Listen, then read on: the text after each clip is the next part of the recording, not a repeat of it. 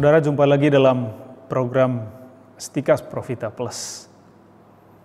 Kita telah melihat beberapa sesi terdahulu tentang perkawinan yang dilihat dari sudut pandang hukum gereja. Hukum kita memang tegas, jelas. Namun tujuannya untuk kebaikan, bukan saja kebaikan pribadi dari pasangan, tetapi juga kebaikan bersama, keluarga, anak-anak yang dilahirkan, dan masyarakat pada umumnya. Banyak di antara kita kalau bicara tentang hukum selalu melihatnya secara negatif, sebagai kekuatan yang memaksa, yang menghalangi kebebasan manusia. Nah, sebenarnya tidak seperti itu. Hukum perkawinan justru melindungi setiap pribadi. Sama seperti setiap hukum sipil melindungi setiap warga negara.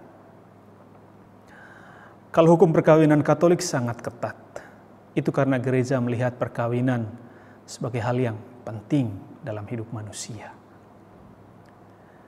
Dalam pengajaran selanjutnya tentang keluarga, kami akan fokus pada ajaran pastoral baik dari Paus Santo Yohanes Paulus II, yaitu dalam ajarannya tentang keluarga yang disebut dengan Familiaris Consortio, yang diterbitkan akhir tahun 1981, sudah hampir 40 tahun yang lalu. Tetapi juga ada yang terbaru dari Paus Fransiskus, yaitu Amoris Laetitia tahun 2016, sekitar 4 tahun yang lalu. Sesungguhnya kedua-duanya berbicara tentang keluarga Katolik di zaman modern ini. Menurut saya, kalau kita ingin mengetahui pandangan dan ajaran gereja Katolik tentang keluarga, bacalah kedua buku kecil ini, kedua ajaran ini.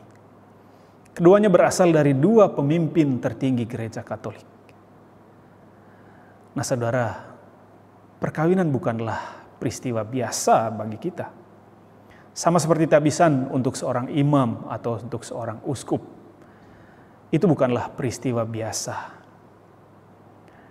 Hidup berkeluarga adalah suatu anugerah dari Tuhan untuk gereja dan untuk dunia. Ingat ya, perkawinan adalah anugerah Tuhan. Keluarga adalah anugerah Tuhan. Hidup perkawinan adalah sebuah karisma dari Tuhan, di mana seseorang dipanggil untuk melayani pasangannya dan juga anak-anak yang dilahirkan dalam keluarga tersebut. Sama seperti selibat itu sebuah anugerah atau karisma bagi orang-orang tertentu, demikian pula halnya dengan perkawinan. Ketika orang menikah, tindakan itu bukan saja tindakan yang dilakukan oleh dua manusia, tetapi Tuhan terlibat di sana. Inilah keyakinan kita. Tuhan menjadi saksi, sekaligus yang menerima penyerahan diri itu untuk membentuk sebuah keluarga. Nah, hal yang sama juga terjadi dalam tabisan. Saya omong ini supaya kita melihat hidup perkawinan dan hidup selibat adalah sama-sama anugerah Tuhan. Meskipun hidup selibat tidak kawin demi kerajaan Allah menjadi kekasan dalam gereja Katolik. Nah, kedua hidup ini bukan untuk dipertentangkan satu sama lain. Keduanya mengalir dari lambung Yesus Kristus disalib untuk membangun gereja dan dunia. Maka janganlah melihat ribetnya perkawinan Katolik. Perkawinan memiliki nilai yang tinggi. Tanpa keluarga, masyarakat dan gereja tidak akan berkembang. Hidup selibat juga tidak akan ada. Saya masih percaya bahwa keluarga yang dibangun di atas cinta kasih dan kesetiaan akan menghasilkan keluarga yang harmonis. Dan anak-anak yang baik lahir dari keluarga yang demikian. Seperti yang dikatakan oleh Yohanes Paulus II, Santo Yohanes Paulus II. Karena didirikan di atas cinta kasih, katanya. Keluarga dalam dirinya sendiri berisikan masa depan masyarakat dan tugasnya yang paling khusus ialah secara efektif memberikan sumbangannya untuk masa depan yang penuh kedamaian. Ini yang dikatakan Yohanes Paulus II pada amanatnya 1 Januari 1994, artikel 2. Kedamaian masyarakat tercipta pertama-tama dari keluarga. Sebagai masyarakat kecil, gereja kecil. Kalau keluarga tidak mampu menciptakan perdamaian, pasti sulit menciptakan perdamaian dalam masyarakat yang lebih besar. Kalau ingin menciptakan perdamaian, kesetiaan dan cinta kasih harus menjadi dasar setiap keluarga. Lalu ngomong-ngomong tentang kesetiaan, membangun kesetiaan di zaman kita bukanlah perkara yang gampang. Hal itu dibuktikan sebagaimana telah kita lihat bersama, begitu banyak pasangan menikah Katolik yang akhirnya bubar, putus di tengah jalan. Munculnya juga fenomena-fenomena perkawinan sesama jenis. Ini mengubah pandangan kita tentang manusia, perkawinan, keluarga, seksualitas, bahkan masyarakat. Belum lagi masalah-masalah teknologi yang ada kaitannya dengan moral keluarga. Seperti aborsi, cloning, pil KB, kontrasepsi, alat-alat kontrasepsi, dan semacamnya. Zaman kebebasan dan teknologi sekarang ini benar-benar menuntut suatu rahmat Tuhan untuk memiliki semangat dalam kesetiaan membangun keluarga. Sekali lagi ini bukan perkara dan pekerjaan yang mudah.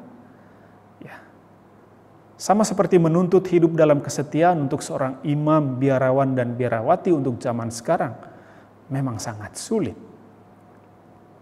Tetapi saya masih percaya ada rahmat Tuhan. Tetapi karena alasan inilah gereja tetap konsisten dengan pandangan-pandangannya tentang perkawinan dan keluarga.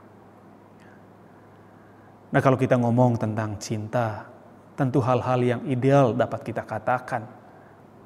Bahwa cinta itu harus begini, harus begitu. Seperti yang dikatakan oleh Santo Paulus dalam 1 Korintus pasal 12. Tentu saja itu benar.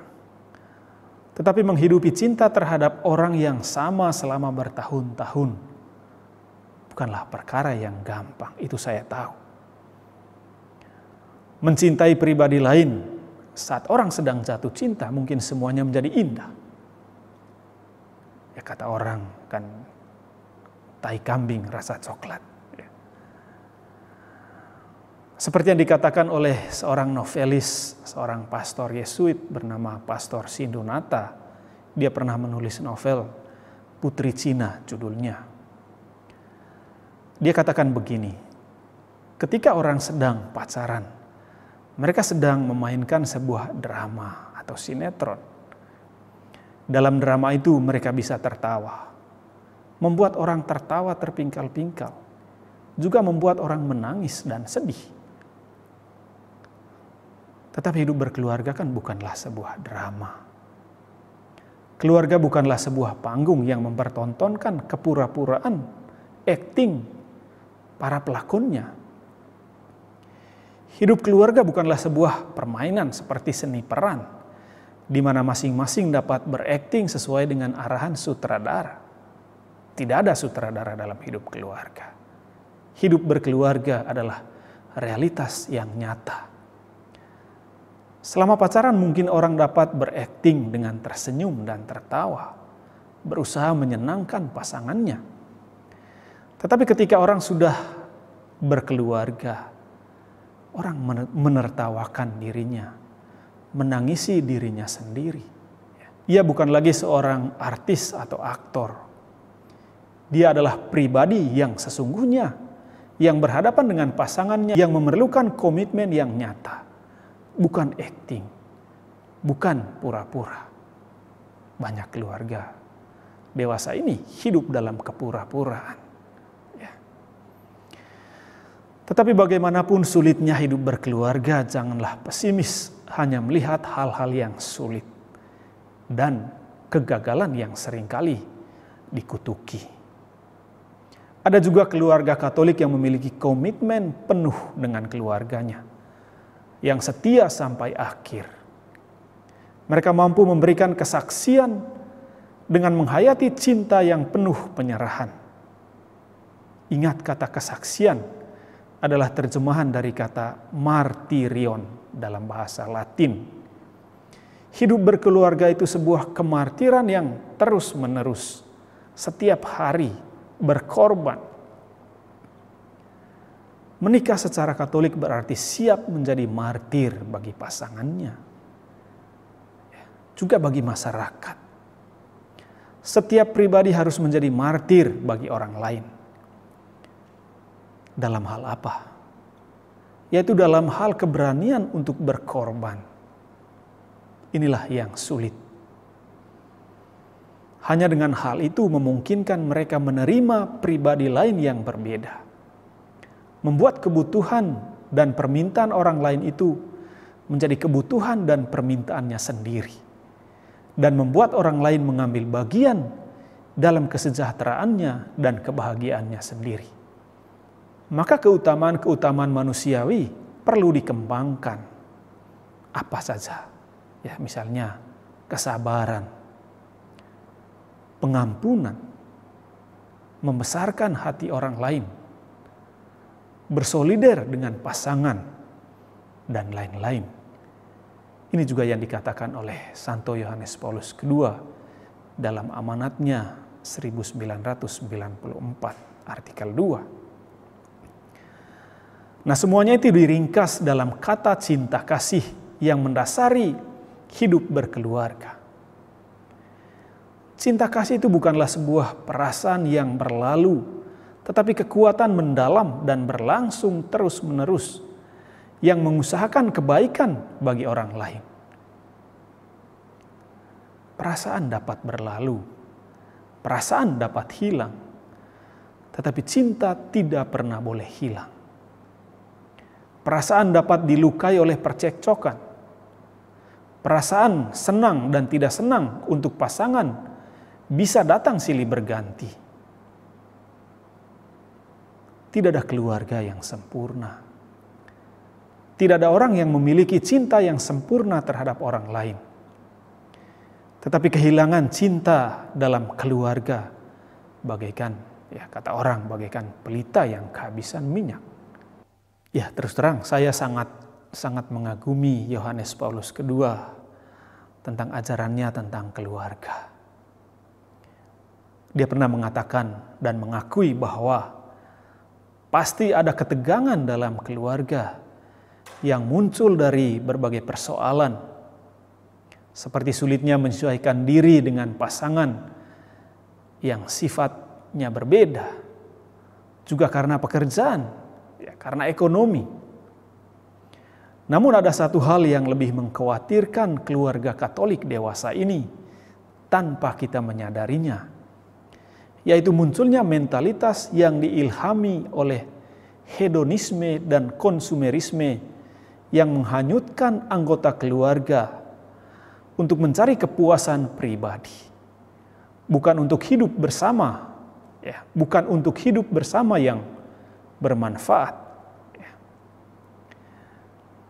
Hedonisme dan konsumerisme berarti hidup mencari kenikmatan. Maka baik hedonisme maupun konsumerisme adalah penyakit modern yang mencari kepuasan demi kepuasan, yang mencari kenikmatan demi kenikmatan melalui barang-barang yang mewah, melalui seks, melalui penampilan, melalui harta kekayaan, uang, jabatan, dan lain-lain. Sering terjadi tidak terpenuhinya kebutuhan-kebutuhan ini membawa ketidakpuasan bagi pasangan yang akhirnya mencari jalan keluar yang menyedihkan, seperti perpisahan suami istri, dan yang paling parah, adalah menempuh penyelesaian melalui perceraian yang oleh Yohanes Paulus II disebut sebagai wabah masyarakat dewasa ini. Ini dikatakan dalam artikel ketiga amanat yang sama. Para saudara-saudari yang terkasih, kalau gereja menekankan perkawinan sebagai persekutuan seorang laki-laki dan seorang perempuan, hal itu dimaksudkan untuk mempromosikan suatu perkawinan sesuai dengan maksud pencipta sejak awal penciptaan, sebagaimana dikisahkan dalam kitab Kejadian. Perkawinan sesama jenis yang seperti telah kita lihat, dan semakin marak dewasa ini, bahkan dilegalkan di beberapa negara, merusak tatanan kodrati dan sosial, hanya karena ingin bertindak adil dalam tanda kutip, dan demi tidak menciptakan diskriminasi dalam tanda kutip juga kepada orang-orang yang memiliki kecenderungan yang demikian. Gereja mempertahankan perkawinan monogami. Hal itu dimaksudkan untuk memperlakukan pasangan bukan sebagai sebuah objek, melainkan sebagai seorang pribadi, sebagai sesama yang membutuhkan perhatian yang total, bukan terbagi-bagi karena ada orang lain. Kalau mau jujur, tentu tidak ada seorang pun yang senang kalau pasangannya memiliki suami atau istri lebih dari satu.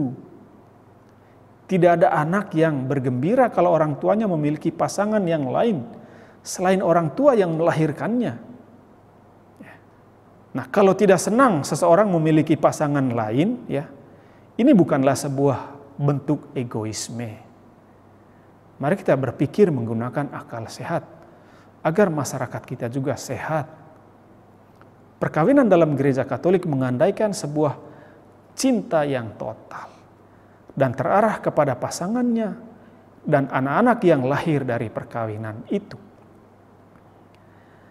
Ini bukanlah soal seseorang mampu atau tidak mampu secara ekonomi, memiliki kekuasaan atau tidak, tetapi soal melihat pribadi lain sebagai tujuan dari suatu cinta yang total. Demikian juga kalau gereja menekankan tak terpisahnya suatu perkawinan kecuali oleh kematian, mau menunjukkan bahwa perkawinan sebagai suatu perjanjian bukanlah perjanjian yang ditepati hanya pada momen-momen tertentu, pada saat-saat mengalami kebahagiaan, kesenangan, keberuntungan, melainkan janji seumur hidup dalam suka dan duka. Ini bukan hanya soal perintah Tuhan, yaitu apa yang dipersatukan oleh Allah tidak boleh diceraikan oleh manusia, melainkan bagaimana setiap orang mengelola konflik dan kesulitan yang dihadapi dalam hidup berkeluarga. Keluarga yang tetap utuh akan selalu menghasilkan keluarga yang utuh untuk membangun masyarakat. Keluarga yang utuh akan menjadi tempat pembelajaran yang ideal bagi anak-anak. Saya masih percaya bahwa anak-anak yang lahir dari keluarga utuh, meskipun saya masih percaya bahwa anak-anak yang baik lahir dari keluarga yang utuh, meskipun bukan mutlak juga. Saya masih percaya perjuangan dua orang, yaitu suami istri, secara bersama-sama dalam menghadapi kesulitan dalam hidup akan jauh lebih baik daripada perjuangan seorang diri. Ada suatu fenomena di negara-negara liberal dewasa ini, termasuk negara-negara yang dulunya Katolik. Banyak tidak percaya lagi kepada Tuhan. Demikian juga terhadap gereja. Maka semakin sedikit orang juga melangsungkan pernikahannya di gereja. Hukum negara mereka memang tidak mewajibkan untuk nikah agama, karena mereka lebih menekankan pernikahan sipil. Tetapi bagi kita orang Katolik, pernikahan bukan saja suatu tindakan hukum, di mana setelah pernikahan mereka sudah resmi sebagai suami istri. Dalam pernikahan Katolik bukan saja tindakan hukum yang ditonjolkan, tetapi yang paling utama adalah aspek spiritual dan rohani di dalamnya. Pernikahan gereja sangat unik ya, kalau kita bandingkan dengan pernikahan agama-agama lain. Ini bukan soal orang memakai baju panjang masuk gereja penuh dengan keindahan. Juga bukan soal orang melangsungkan pernikahannya di gereja yang artistik dengan iringan dan alunan musik yang indah. Bukan itu yang membuatnya unik. Ya. Di dalam perkawinan ada suatu perjanjian timbal balik antara dua orang yang saling mencintai. Seorang laki-laki dan seorang perempuan. Cintalah yang menggerakkan dua orang untuk saling mengucapkan janji membangun keluarga yang sifatnya abadi. Inilah saudara-saudara pemahaman kita tentang keluarga Katolik. Semoga kita semakin memahami dan mencintai kebenaran sehingga kita diselamatkan. Tuhan memberkati kita semua. Salam Profita.